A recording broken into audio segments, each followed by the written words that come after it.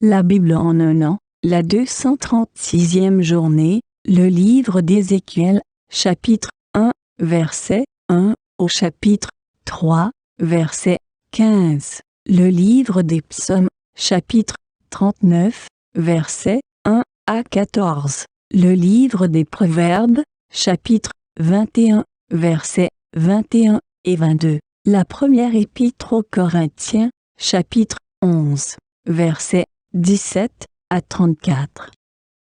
Le livre d'Ézéchiel, chapitre 1.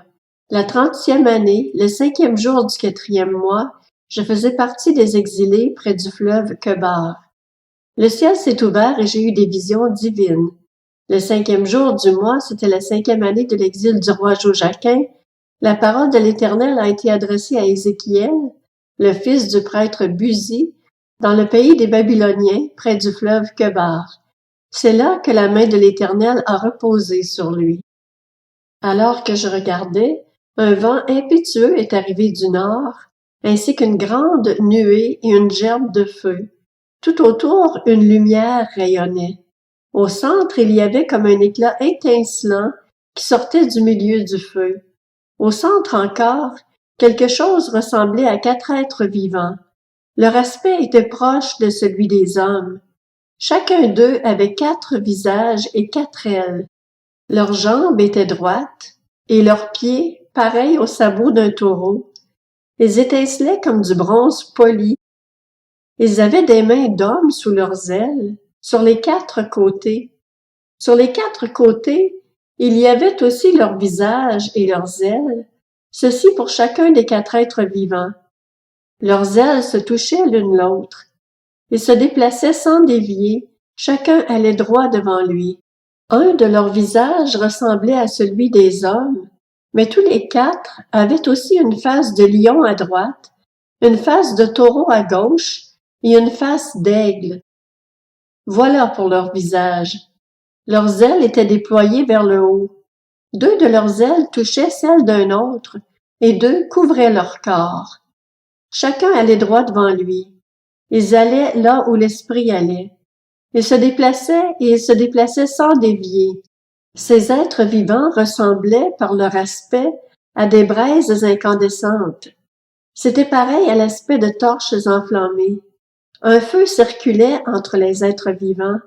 Il jetait de la lumière et il en sortait des éclairs. Les êtres vivants couraient et revenaient comme la foudre. Je regardais ces êtres vivants et j'ai vu que sur la terre se trouvait une roue à côté de chacun des êtres vivants aux 4 visages. Dans leur aspect et leur structure, les roues avaient un éclat pareil à celui de la chrysolite, et toutes les 4 étaient pareilles. Leur aspect et leur structure étaient tels que chaque roue paraissait être au milieu d'une autre roue. Dans leur déplacement, elles pouvaient suivre les 4 directions prises par les êtres vivants, et elles se déplaçaient sans dévier. La hauteur de leurs jantes était effrayante, et les jantes des 4 roues étaient couvertes d'yeux tout autour. Les roues suivaient les êtres vivants dans leur déplacement. Quand les êtres vivants s'élevaient au-dessus de la terre, les roues s'élevaient aussi. Ils allaient là où l'esprit allait, et les roues s'élevaient simultanément avec eux, car l'esprit des êtres vivants était dans les roues. Quand ils se déplaçaient, elles se déplaçaient, et quand ils s'arrêtaient, elles s'arrêtaient. Quand ils s'élevaient au-dessus de la terre, les roues s'élevaient simultanément avec eux, car l'esprit des êtres vivants était dans les roues. Au-dessus de la tête des êtres vivants, la voûte céleste ressemblait à l'éclat d'un cristal. C'était impressionnant. Voilà l'étendue qu'il y avait au-dessus de leur tête. Sous la voûte céleste, leurs ailes étaient tendues l'une contre l'autre, et ils en avaient chacun d'eux qui les couvraient. Ils en avaient chacun d'eux qui couvraient leur corps. J'ai entendu le bruit de leurs ailes quand ils se déplaçaient. Pareil au bruit des grandes eaux ou à la voix du Tout-Puissant, c'était un bruit aussi tumultueux que celui d'une armée. Quand ils s'arrêtaient, ils laissaient retomber leurs ailes. Une voix retentissait au-dessus de la voûte céleste qui était sur leur tête lorsqu'ils s'arrêtaient et laissaient retomber leurs ailes. Au-dessus de la voûte céleste qui était sur leur tête, Il y avait quelque chose de similaire à une pierre de saphir qui ressemblait à un trône, et sur cette forme de trône apparaissait quelqu'un dont l'aspect ressemblait à celui d'un homme, tout en haut.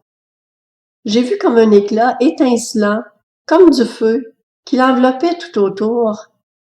Depuis ce qui semblait être ses hanches jusqu'en haut, et depuis ce qui semblait être ses hanches jusqu'en bas, j'ai vu quelque chose de similaire à du feu, une lumière qui rayonnait tout autour. Cette lumière qui rayonnait tout autour de lui avait le même aspect que l'arc-en-ciel dans les nuages un jour de pluie. C'était un reflet de la gloire de l'Éternel. À cette vue, je suis tombé le visage contre terre, puis j'ai entendu quelqu'un me parler. Le livre d'Ézéchiel, chapitre 2.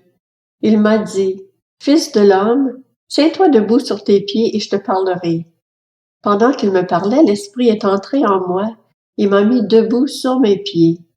J'ai écouté celui qui me parlait. Il m'a dit, « Fils de l'homme, je t'envoie vers les Israélites, vers des nations rebelles qui se sont rebellées contre moi. Eux et leurs ancêtres se sont révoltés contre moi jusqu'à aujourd'hui. Ce sont des enfants à la tête dure et au cœur endurci. Je t'envoie vers eux et tu leur diras, « Voici ce que dit le Seigneur, l'Éternel. » Qu'ils écoutent ou qu'ils n'écoutent pas. En effet, c'est une communauté de rebelles. Ils sauront ainsi qu'il y a un prophète au milieu d'eux. Quant à toi, fils de l'homme, n'aie pas peur d'eux, n'aie pas peur de leurs discours, même si tu as pour compagnie des ronces et des épines, et que tu habites avec des scorpions. N'aie pas peur de leurs discours, et ne te laisse pas effrayer par eux, même si c'est une communauté de rebelles. Tu leur diras mes paroles, qu'ils écoutent ou qu'ils n'écoutent pas. En effet, ce sont des rebelles. Quant à toi, fils de l'homme, écoute ce que je vais te dire. Ne te montre pas rebelle comme cette communauté de rebelles. Ouvre ta bouche et mange ce que je vais te donner.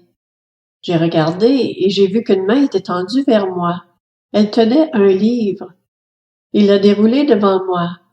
Écrit des deux côtés, il contenait des complaintes, des lamentations et des gémissements.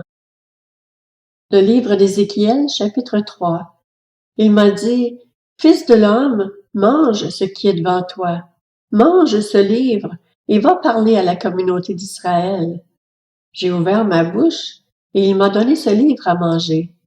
Il m'a dit, « Fils de l'homme, nourris ton ventre et remplis tes intestins avec ce livre, celui que je te donne. » Alors je l'ai avalé et dans ma bouche, il a été doux comme du miel. Il m'a dit, « Fils de l'homme, va trouver la communauté d'Israël et communique-leur mes paroles. » En effet, ce n'est pas vers un peuple dont le langage est obscur et la langue difficile que tu es envoyé, c'est vers la communauté d'Israël. Non, ce n'est pas vers de nombreux peuples dont le langage est obscur et la langue difficile, dont tu ne comprends pas les paroles. Si je t'envoyais vers eux, ils t'écouteraient.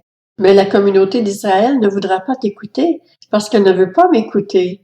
En effet, toute la communauté d'Israël a le front dur et le cœur endurci. Cependant, j'ai endurci ton visage pour résister à leur visage, et ton front pour résister à leur front. J'ai rendu ton front aussi dur qu'un diamant, plus dur que la pierre. Tu n'auras pas peur d'eux, et tu ne te laisseras pas effrayer par eux, même si c'est une communauté de rebelles. Il m'a dit, « Fils de l'homme, que ton cœur accepte et que tes oreilles écoutent toutes les paroles que je te dirai. Va trouver les exilés, les membres de ton peuple. Tu leur parleras et qu'ils écoutent ou qu'ils n'écoutent pas, tu leur diras, « Voici ce que dit le Seigneur, l'Éternel. » Puis l'Esprit m'a enlevé et j'ai entendu derrière moi le bruit d'une grande exclamation. Béni soit la gloire de l'Éternel qui se manifeste depuis l'endroit où il réside. J'ai entendu le bruit des ailes des êtres vivants qui se touchaient l'une l'autre, le bruit des roues auprès d'eux et le bruit de cette grande exclamation. L'Esprit m'a donc enlevé et m'a emporté. Je suis parti amer et furieux, tandis que la main de l'Éternel agissait sur moi avec puissance. Je suis arrivé à Tel Abib, vers les exilés qui habitaient près du fleuve Kebar, et je me suis assis là où ils s'asseyaient. Je suis resté là durant 7 jours, consterné au milieu d'eux. Le livre des Psaumes, chapitre 39. Au chef de chœur, à Jeduthun. Psaume de David. Je disais, je veillerai sur ma conduite, de peur de pécher en parole. Je mettrai un frein à mes lèvres, tant que le méchant sera devant moi. Je suis resté muet dans le silence. Je me suis tu, quoique malheureux, et ma douleur était vive. Mon cœur brûlait au fond de moi, mes pensées étaient comme un feu brûlant, et la parole est venue sur ma langue.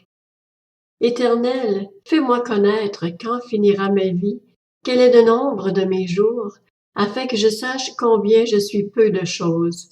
Voici, tu as donné à mes jours la largeur de la main, et ma vie est comme un rien devant toi. Oui, même vigoureux, l'homme n'est qu'un souffle. Oui, l'homme va et vient comme une ombre. Il s'agite, mais c'est pour du vent. Il amasse des richesses, et il ignore qui les recevra. Maintenant, Seigneur, que puis-je espérer? C'est en toi qu'est mon espérance. Délivre-moi de toutes mes transgressions. Ne m'expose pas aux insultes du fou. Je reste muet, je n'ouvre pas la bouche, car c'est toi qui agis. Détourne tes coups de moi. Je m'épuise sous les attaques de ta main. Tu corriges l'homme en le punissant de sa faute. Tu détruis comme la teigne ce qu'il a de plus cher. Oui, tout homme n'est qu'un souffle. Écoute ma prière éternelle et prête l'oreille à mes cris. Ne sois pas insensible à mes larmes, car je suis un étranger chez toi, un résident temporaire comme tous mes ancêtres.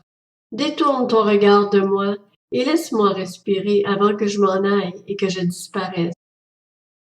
Le livre des Proverbes, chapitre 21. Celui qui poursuit la justice et la bonté trouvera la vie, la justice et la gloire. Le sage monte contre une ville de héros et abat la force dans laquelle il plaçait sa confiance. La première épître aux Corinthiens, chapitre 11. En faisant la remarque suivante, je ne peux pas vous féliciter, car vous vous rassemblez non pour devenir meilleur, mais pour devenir pire. Tout d'abord, j'apprends que lorsque vous vous réunissez en assemblée, il y a parmi vous des divisions, et je le crois en partie. Il faut bien en effet qu'il y ait aussi des divisions parmi vous, afin que l'on puisse reconnaître ceux qui sont approuvés de Dieu au milieu de vous. Ainsi donc, lorsque vous vous réunissez, ce n'est pas pour prendre part au repas du Seigneur, car dès que vous vous mettez à table, chacun s'empresse de prendre son propre repas, et de sorte que l'un a faim tandis que l'autre est ivre. N'avez-vous pas de maison pour manger et boire?